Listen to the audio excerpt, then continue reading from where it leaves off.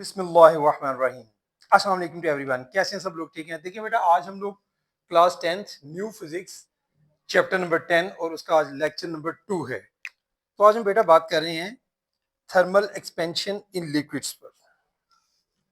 आज का हमारा टॉपिक है थर्मल एक्सपेंशन इन लिक्विड्स। इससे पहले हमने थर्मल एक्सपेंशन जो है इन सॉलिड्स डिस्कस किया था। तो भाई इसमें कोई इतना हाथरहा फर्क नहीं है, वही टॉपिक जो पीछे चल रहा था वहां हमने सॉलिड से रिलेटेड बात की थी, यहाँ लिक्विड से रिलेटेड बात करेंगे। व्हेन लिक्विड इज हीटेड, जब आप किसी लिक्विड को हीट करते हैं तो क्या होता है? लिक्विड को हीट करेंगे तो उस शक्ल में उसका लिक्विड का वॉल्यूम इंक्रीज करता है। तो जो लिक्विड का वॉल्यूम इंक्रीज करेगा हीटिंग पर, वॉल्यूम इंक्रीज होगा।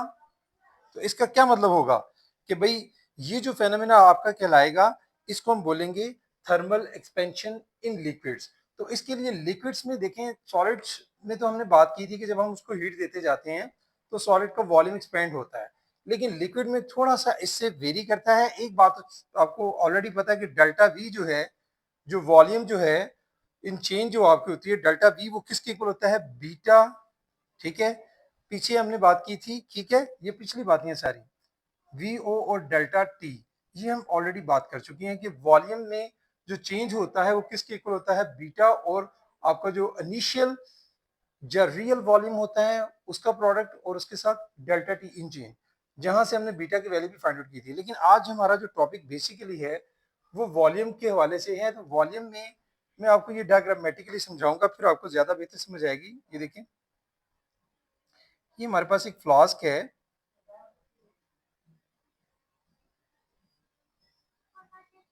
ये कोई फ्लास्क है जी हमारे पास, ठीक है। तो इस फ्लास्क में हमने जो है वो लिक्विड जो है वो भरा हुआ है। लिक्विड हमारा यहाँ तक हमने इसमें सारा क्या है? लिक्विड है इस फ्लास्क के अंदर, ठीक है। अब ऊपर से हमारी ये फ्लास्क जो है वो यहाँ से हमने देखिए इसको, इसका मुंह जो है वो क्लोज है। होगा क्या कि ये जो हमारी फ्लास्क ए है, इसका नाम हमने, इस पॉइंट का नाम रखा हुआ है, जहां तक इसमें लिक्विड हमने भरा हुआ है इस पॉइंट का नाम ए है, ठीक है। तो यहाँ पर हम लोग जब इसको नीचे से हीट देते हैं, ये समझिए कि नीचे हमारे पास कोई बर्नर है, तो बर्नर से हमने इसको हीट दी, ठीक है, ये बर्नर है, ठीक है, इससे हम इसको हीट दे रहे हैं बर्नर से। अब आफ्टर हीटिंग क्या होगा कि ये जो लिक्विड में आपको इसमें जो ए पोजीशन तक आपको दिखाई दे रहा है कि लिक्विड यहाँ तक था फिल हुआ हुआ, जैसे हम इसको हीट देते हैं, हीट देना शुरू करते हैं, तो सबसे पहले क्या होगा? सबसे पहले लिक्विड के हीट होने से पहले आपकी जो फ्लास्क है हीट उसको मिल रही है। तो फ्लास्क चूंकि एक सॉलिड है, हमने क्या बात की थी कि सॉलिड जो है जब हीट होते हैं वो एक्सपैंड होते हैं, तो आपकी फ्लास्क जो है वो एक्सपैंड होगी आफ्टर हीटिंग, यानी सॉलिड ये एक्सपैंड होगी। इसके एक्सपैंड होने की वजह से आपका जो लिक्विड का लेवल ए से ये बी तक बजाय ऊपर जाने के ये नीचे गिर जाएगा, ड्रॉप हो जाएगा, यानी ए से बी तक ड्रॉप हो गया। अब क्या होता है कि जब फ्लास्क जो है ये हीटअप हो जाएगी, उसके बाद फिर लिक्विड हीटअप होना शुरू हो जाता है।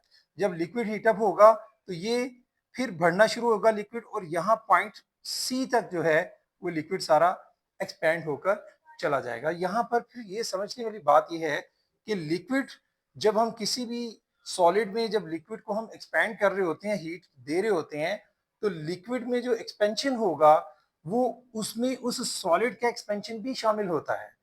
वैसे तो अपेरेंट जो है, जो अगर मैं बात करूं कि अपेरेंट एक्सपेंशन यहाँ पर क्या होगा, वो पहले आप देख लें। अपेरेंट एक्सपेंशन जो दिखाई देता है वो यही दिखाई देता है किसके इक्वल, कि भाई ये ए हमारा फर्स्ट स्टार्ट में लिक्विड का लेवल ए था, वो ए टू सी हमें अपेरेंट दिखाई देता है कि भाई हमारा अपेरेंट एक्सपेंशन जो है वो ए सी है। लेकिन एक्चुअल जो है या रियल एक्सपेंशन हमारा क्या होगा? रियल एक्सपेंशन हमारा यहां पर ये देखें, रियल एक्सपेंशन पहले वो ड्रॉप हुआ बी तक गया और बी टू सी, यानी रियल एक्सपेंशन हमारा बी सी होगा। और बी सी बेसिकली इक्वल किसके होगा? वो ए बी प्लस ए सी के होगा।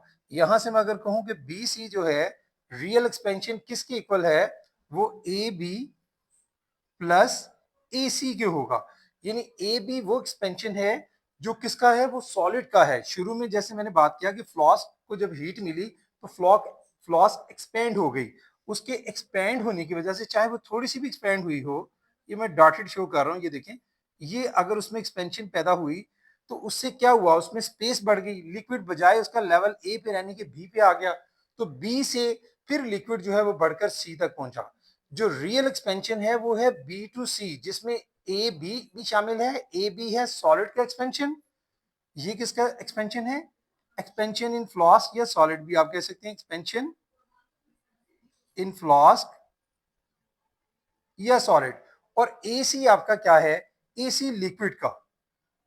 तो आपका जो टोटल एक्सपेंशन हुआ वो है बी सी, तो बी सी किसके इक्वल हुआ, बी सी इक्वल हुआ ए बी प्लस ए सी के। और यहां से फिर अपेरेंट जो है, जो हमें वैसे दिखाई दे रहा होता है, हमने तो पता था कि शुरू में लेवल ये है और यहां से यहां तक चला गया, अपेरेंट तो ए सी है जो हमें दिखाई देता है, लेकिन एक्चुअल या रियल जो एक्सपेंशन होता है वो पहले वो ड्रॉप करता है, बी तक जाता है, तो एक्चुअल या रियल एक्सपेंशन फिर क्या होगा, बी सी। ये आपने इसमें टॉपिक में थोड़ा सा समझना था, बाकी इस टॉपिक में कुछ खास नहीं है, ठीक है जी। ये हमारा टॉपिक था। इसके बाद हम थोड़ा सा आगे चलते हैं। नेक्स्ट हमारा टॉपिक है वो है जी थर्मल एक्सपेंशन इन गैसेस।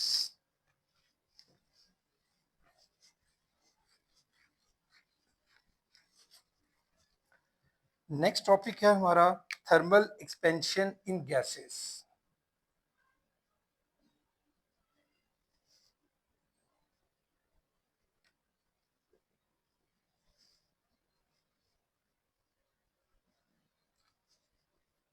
देखें जी, इससे पहले हमने बात की थी सॉलिड की, फिर हमने लिक्विड की बात की, थर्मल एक्सपेंशन की।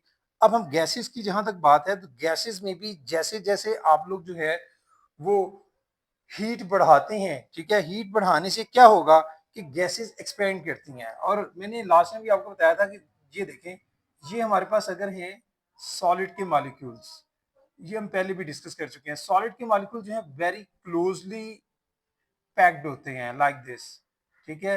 अब इनमें इंटर मॉलिक्यूलर स्पेसेस जो हैं वो स्ट्रांग होती हैं, ठीक है, और इनके दरमियान डिस्टेंस भी मॉलिक्यूल्स के दरमियान कम होता है, इसलिए इनमें जो एक्सपेंशन है वो कम होता है जब हम इनको हीट करते हैं। लेकिन ये सॉलिड की हम बात करें, ये सॉलिड के मॉलिक्यूल्स हैं। इसी तरह से अगर आप लिक्विड के मॉलिक्यूल्स की बात करते हैं, तो लिक्विड के मॉलिक्यूल्स के दरमियान स्पेसेस ज्यादा होती हैं। इनको जब हम हीट करते हैं, टेम्परेचर बढ़ाते हैं, तो इनमें एक्सपेंशन सॉलिड की निस्बत ज्यादा होता है। इसी तरह से अगर हम बात करेंगे मॉलिक्यूल्स ऑफ गैस, तो मॉलिक्यूल्स ऑफ गैस में ऑलरेडी बहुत ज्यादा डिस्टेंस होता है, मतलब वो ऑलरेडी फ्रीली मूव कर रहे होते हैं, बल्कि इनमें तो रैंडम मूवमेंट होता है। ये इनके मॉलिक्यूल इस तरह से मूव कर रहे होते हैं, एक दूसरे से भी टकरा रहे होते हैं और वॉल्स के साथ भी टकरा रहे होते हैं, यानी रैंडम मूवमेंट में ये मूव कर रहे होते हैं, ठीक है जी। तो बिल्कुल एक बेतरतीब सी मूवमेंट होती है। अब जब हीट देंगे इनको, तो इनमें एक्सपेंशन जो है वो और ज्यादा बढ़ता चला जाएगा। और अगर आप यहाँ पर गैसेस में जो मेन बात होती है कि अगर आप इनको हीट देते हैं और आपका जिस, अगर ये किसी कंटेनर में गैस है उसको आप हीट दे रहे हैं, यहाँ से आप उसको हीट दे रहे हैं, तो क्या होगा कि भाई इस पर जो गैस, आप इसकी गैस जो है, गैस आपकी एक्सपेंड करती है और प्रेशर आपका कांस्टेंट रहता है, याद रखिएगा। यानी प्रेशर आपका क्या होता है, इस शक्ल में कांस्टेंट रहता है। जैसे जैसे गैसेस एक्सपेंड करती हैं, तो एक्सपेंड होने से क्या होता है कि उनका प्रेशर जो है वो वैसे ही कांस्टेंट रहता है। लेकिन अगर ये आपका जो बर्तन है, या जो भी मतलब जिसमें आप गैस है, उसका अगर आप मुंह एयर टाइट कर दें उसका, यानी ऊपर से उसको बंद कर दें, तो अब इसके अंदर जब आप इसको हीट देते हैं, अब क्या होगा कि गैस के मॉलिक्यूल्स को जब हीट देंगे, तो अब इसका प्रेशर जो है वो क्या होगा, क्योंकि बंद होने की वजह से वो प्रेशर बढ़ेगा। अब प्रेशर एक्सीड करता चला जाता है। तो याद रखें कि थर्मल एक्सपेंशन इन गैसेस जो हैं वो फ्लेक्सिबल और नॉन फ्लेक्सिबल में डिफरेंट होती हैं। फ्लेक्सिबल बॉडी का मतलब यह है कि अगर आपको बॉडी फ्लेक्सिबल है, तो उसमें अगर आप उसको हीट दे रहे हैं, तो वो आहिस्ता आहिस्ता उसका प्रेशर जो है वो क्या हो रहा है, वो इंक्रीज करता चला जाता है। लेकिन अगर बर्तन जो है, जो बॉडी जो है वो नॉन फ्लेक्सिबल है, तो फिर क्या होगा कि फिर वो उसमें अगर आप उसको हीट देंगे, तो थर्मल एक्सपेंशन जो है वो एक्सीड करता है, ठीक है, और उसके साथ साथ कुलियन जो है वो प्रेशर जो है वो बढ़ता चला जाएगा। यहाँ पर प्रेशर कांस्टेंट रहेगा। अगर उसका मुंह जो है आप समझ लें कि वो ओपन है, और जितना प्रेशर होगा वो कांस्टेंट ही रहेगा। और यही लॉ जो है वो किसने बयान किया है? चार्ल्स ने इसी को एक्सप्लेन किया है कि अगर आप जितना टेम्परेचर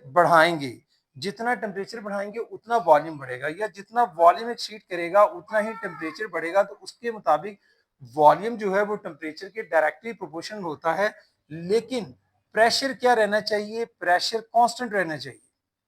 अगर प्रेशर कांस्टेंट रहता है, वो चेंज नहीं होता, तो फिर वॉल्यूम आप बढ़ाते जाइए, जितना टेम्परेचर बढ़ाएंगे उतना गैसेस का वॉल्यूम बढ़ता चला जाएगा। वो दोनों एक दूसरे के क्या होंगे? डायरेक्टली प्रोपोर्शन होंगे।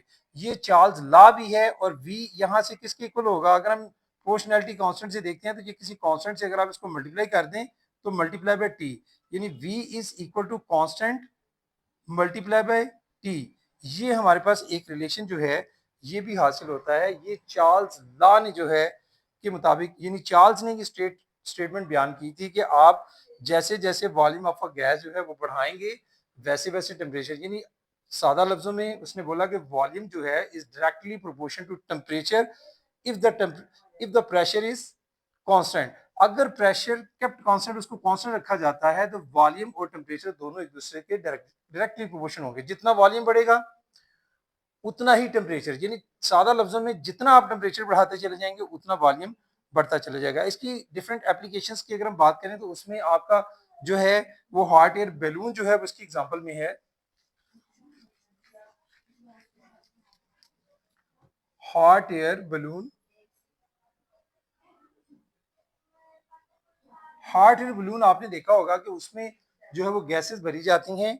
ठीक है, जैसे जैसे गैस उसमें बढ़ते जाते हैं, आप देखें कि मैं अगर ये एक बॉटल है, आप देख सकते हैं यहाँ से हम इसमें हीट इसको दे रहे हैं, तो यहाँ पर हमारा अगर बलून जो है हमने इसके साथ, तो बलून जो है वो आप देखें जैसे जैसे उसको हीट मिलती चली जाएगी, बलून हमारा जो है वो इस तरह से उसमें कांस्टेंट प्रेशर जो है वो इसी तरह से भरता जाएगा, और बलून जो है हॉट गैस की वजह से।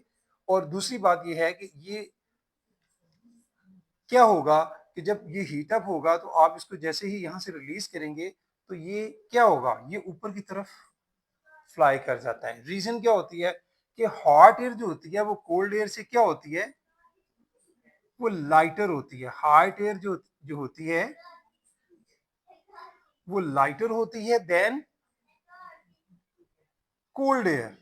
कोल्ड एयर जो होती है वो हैवी होती है और हॉट एयर लाइटर होती है। इसीलिए आपने देखा है कि हॉट एयर बलून जो होते हैं वो ऊपर की तरफ उठना, क्योंकि उनमें गैस जो है वो हीट अप होती है, हीट अप होकर उसका वेट जो है वो कोल्ड एयर से कम हो जाता है। ठीक है, इसके अलावा इसकी एग्जांपल कार इंजन भी हैं। कार इंजन भी इसी असूल पर वर्क करते हैं, यानी कार इंजन में भी इसी तरह से जब गैसेज जो हैं वो हॉट गैसेस बर्न करती हैं तो उस शक्ल में वो एक्सपैंड करती हैं, और फिर जो पिस्टन्स होते हैं उनको वो पुश करती हैं। पुश द पिस्टन्स, यानी पिस्टन्स अगर वो पुश करेंगे तो इससे फिर गाड़ियां जो है वो चलती हैं इसी असूल के तहत। इसी तरह से आपके वेदर पैटर्न जो हैं, मतलब आपकी कभी वेदर जो है वो कोल्ड होता है, कभी हॉट होता है, कभी विंडी होता है, तो वेदर पैटर्न भी इसी थर्मल एक्सपेंशन ऑफ गैसेस पर ही जो है वो बेस करते हैं। कि जब आप देखते हैं कि बहुत ज्यादा एक एरिया में जो है वो गैसेस का एक्सपेंशन बढ़ जाता है, तो वो क्या होगा कि उससे दूसरे एरिया की तरफ जो है वो उसके एक्सपेंशन की वजह से कोल्ड एयर की तरफ वो मूव करेगा, और इस तरह से जो उनके दरमियान डिफरेंस होता है इसी वजह से हमारे वेदर जो है वो चेंज होते हैं।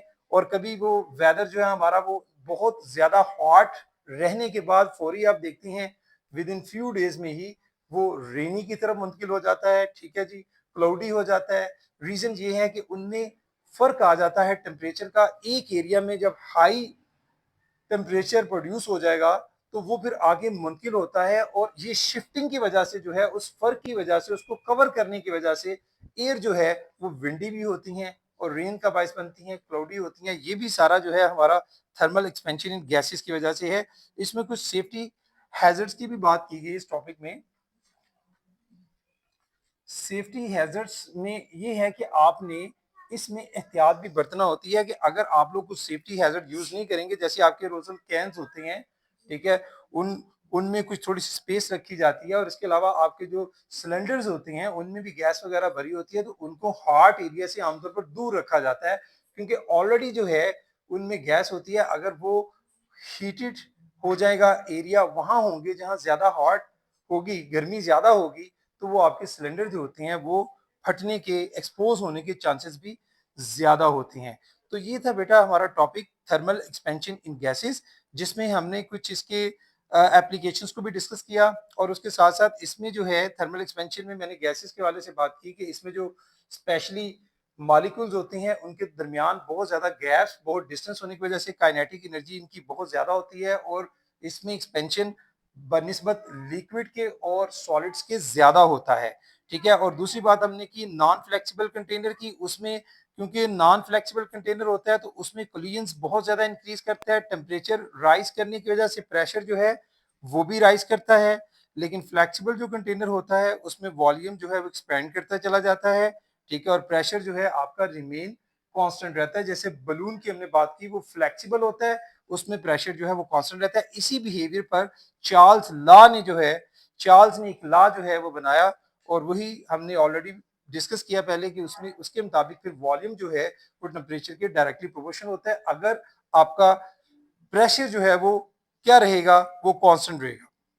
इसी तरह से एप्लीकेशंस डिस्कस की, हॉट एयर बलून्स की हमने डिस्कस की, कोर इंजन्स में भी वही एप्लीकेशंस है, और इसी तरह से वेदर पैटर्न्स और फिर सेफ्टी हैजर्ड पर हमने बात की। बाकी इसको आप एक दफा अच्छे से रीड करेंगे, फिर अंडरस्टैंड करेंगे, तो इंशाल्लाह और अच्छे से आप इसको तैयार कर सकेंगे। तो बेटा आज के लिए इतना ही। Thank you very much.